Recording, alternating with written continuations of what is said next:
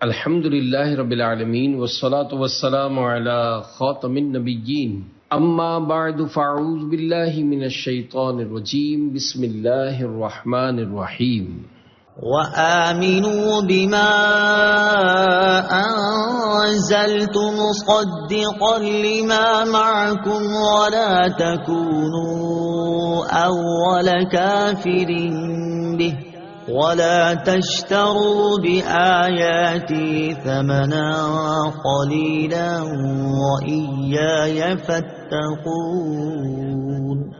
ترجمہ: اور ایمان لاؤ اس کتاب پر جو میں نے اتاری ہے، وہ تمہارے پاس موجود کتاب کی تصدیق کرنے والی ہے، اور سب سے پہلے اس کا انکار کرنے والے نہ بنو، اور میری آیتوں کے بدلے تھوڑی قیمت نہ وصول کرو، اور مجھ ہی سے ڈرو۔ وآمنوا بما انزلت، اس پر ایمان لاؤ جسے میں نے نازل کیا۔ تفسیر صراط الجنان میں ہے، یعنی اے بنی اسرائیل کے علماء، اس قرآن پر ایمان لاؤ جو میں نے اپنے حبیب علیہ الصلوۃ والسلام پر نازل کیا ہے، اور وہ تمہارے پاس موجود کتاب تورات و انجیل کی تصدیق کرتا ہے، اور تم اہل کتاب میں سے قرآن مجید اور میرے حبیب علیہ الصلوۃ والسلام کے سب سے اولین منکر نہ بنو، ورنہ جو لوگ تمہارے پیچھے لگ کر کفر اختیار کریں گے تو ان کا وبال بھی تم پر ہوگا۔ نیکی اور برائی کی ابتدا کرنے والے کے بارے میں ایک اصول یاد رہے کہ نیکی اور بدی کے ہر کام میں یہی اصول نافذ ہے کہ اس کی ابتدا کرنے والوں کو پیروی کرنے والوں کے عمل کا ثواب یا عذاب بھی ملے گا۔ حضرت جریر بن عبداللہ رضی اللہ تعالی عنہ سے روایت ہے، حضور اقدس صلی اللہ تعالی علیہ وسلم نے ارشاد فرمایا، جس نے اسلام میں کوئی اچھا طریقہ ایجاد کیا تو اس کے لیے اس طریقے کو ایجاد کرنے کا ثواب ہوگا، اور اس کے بعد جو لوگ اس طریقے پر عمل کریں گے ان کا ثواب بھی اس ایجاد کرنے والے کو ملے گا، اور ان عمل کرنے والوں کے اپنے ثواب میں بھی کوئی کمی نہ ہوگی۔ اور جس نے اسلام میں برا طریقہ ایجاد کیا تو اس پر اس کا گناہ ہوگا، اور اس کے بعد جو لوگ اس پر عمل کریں گے ان کا گناہ بھی اسے ہوگا، اور ان عمل کرنے والوں کے اپنے گناہ میں بھی کوئی کمی نہ ہوگی۔ وَلَا تَشْتَرُوا بِآيَاتِي ثَمَنًا قَلِيلًا، اور میری آیتوں کے بدلے تھوڑی قیمت وصول نہ کرو۔ تفسیر صراط الجنان میں ہے،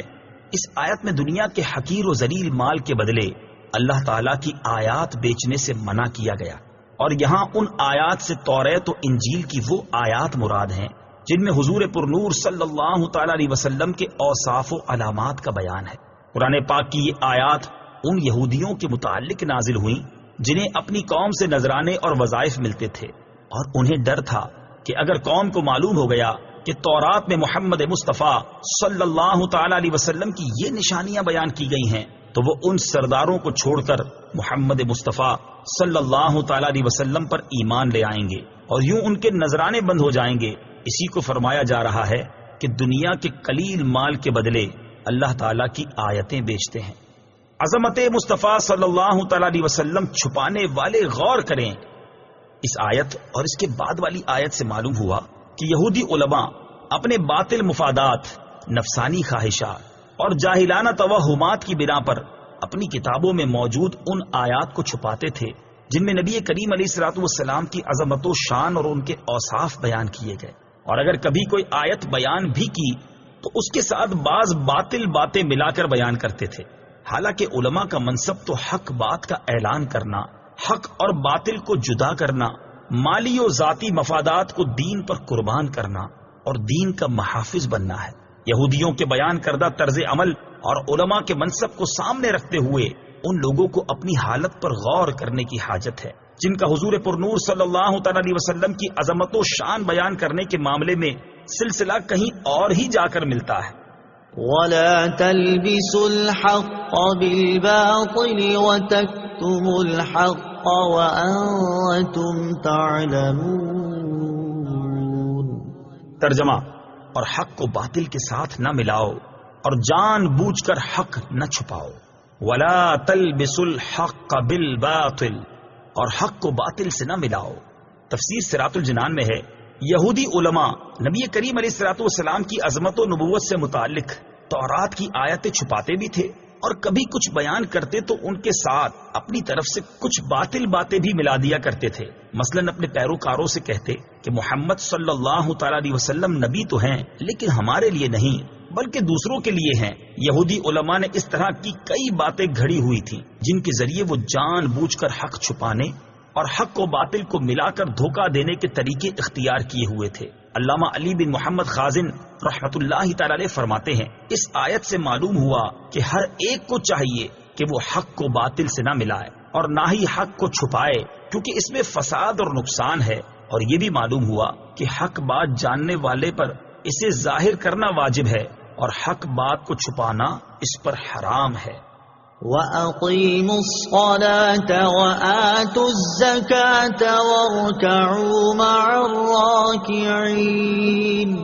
ترجمہ، اور نماز قائم رکھو اور زکوٰۃ ادا کرو اور رکوع کرنے والوں کے ساتھ رکوع کرو۔ وَأَقِيمُوا الصَّلَاةَ،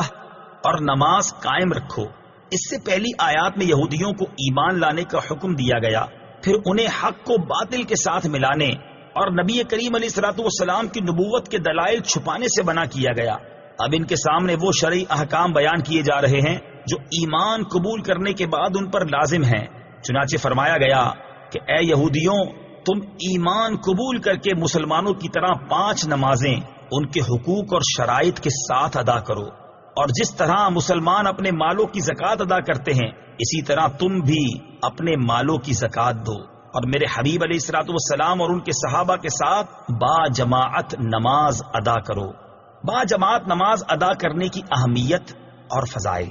اس آیت میں جماعت کے ساتھ نماز ادا کرنے کی ترغیب بھی ہے، اور احادیث میں جماعت کے ساتھ نماز ادا کرنے کے کثیر فضائل بیان کیے گئے ہیں۔ چنانچہ بخاری شریف کی حدیث ہے، حضرت عبداللہ بن عمر رضی اللہ تعالی عنہما سے روایت ہے، نبی اکرم صلی اللہ تعالی علیہ وسلم نے ارشاد فرمایا، جماعت کے ساتھ نماز پڑھنا تنہا پڑھنے سے 27 درجے زیادہ فضیلت رکھتا ہے۔ حضرت عثمان غنی رضی اللہ تعالیٰ عنہ کے غلام حضرت حمران رضی اللہ تعالیٰ عنہ سے روایت ہے، حضور اقدس صلی اللہ تعالیٰ علیہ وسلم نے ارشاد فرمایا، جس نے کامل وضو کیا پھر فرض نماز کے لیے چلا اور امام کے ساتھ نماز پڑھی، اس کے گناہ بخش دیے جائیں گے۔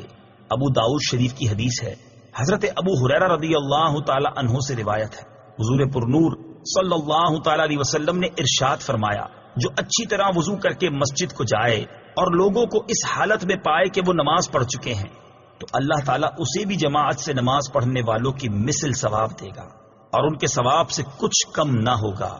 مسلم شریف کی حدیث ہے، حضرت ابو ہریرہ رضی اللہ تعالیٰ عنہ سے روایت ہے، رسول اللہ صلی اللہ تعالیٰ علیہ وسلم نے ارشاد فرمایا، منافقین پر سب سے زیادہ بھاری عشاء اور فجر کی نماز ہے، اور وہ جانتے کہ اس میں کیا ہے تو گھسٹتے ہوئے آتے، اور بے شک میں نے ارادہ کیا کہ نماز قائم کرنے کا حکم دوں، پھر کسی کو حکم فرماؤں کہ لوگوں کو نماز پڑھائے، اور میں اپنے ہمراہ کچھ لوگوں کو جن کے پاس لکڑیوں کے گٹھے ہوں ان کے پاس لے کر جاؤں جو نماز میں حاضر نہیں ہوتے، اور ان کے گھر ان پر آگ سے جلا دوں۔ بزرگان دین کے نزدیک با جماعت نماز ادا کرنے کی اہمیت کس قدر تھی، اس کا اندازہ ان 2 حکایات سے لگایا جا سکتا ہے۔ نمبر 1، حضرت عبداللہ ابن عمر رضی اللہ تعالیٰ عنہ فرماتے ہیں، حضرت عمر فاروق رضی اللہ تعالیٰ عنہ اپنے ایک باغ کی طرف تشریف لے گئے، جب واپس ہوئے تو لوگ نماز عصر ادا کر چکے تھے۔ یہ دیکھ کر آپ رضی اللہ تعالیٰ عنہ نے انا للہ و انا الیہ راجعون پڑھا اور ارشاد فرمایا، میری عصر کی جماعت فوت ہو گئی ہے، لہٰذا میں تمہیں گواہ بناتا ہوں کہ میرا باغ مساکین پر صدقہ ہے تاکہ یہ اس کام کا کفارہ ہو جائے۔ حضرت حاتم اسم رحمت اللہ تعالی فرماتے ہیں، ایک مرتبہ میری با جماعت نماز فوت ہو گئی تو حضرت ابو اسحاق بخاری رحمت اللہ تعالی علیہ کے علاوہ کسی نے میری تعزیت نہ کی، اور اگر میرا بچہ فوت ہو جاتا تو 10,000 سے زیادہ افراد مجھ سے تعزیت کرتے، کیونکہ لوگوں کے نزدیک دینی نقصان دنیاوی نقصان سے کم تر ہے۔ اللہ تعالیٰ سب مسلمانوں کو با جماعت نماز ادا کرنے کی توفیق عطا فرمائے، آمین۔ صدق اللہ العظیم۔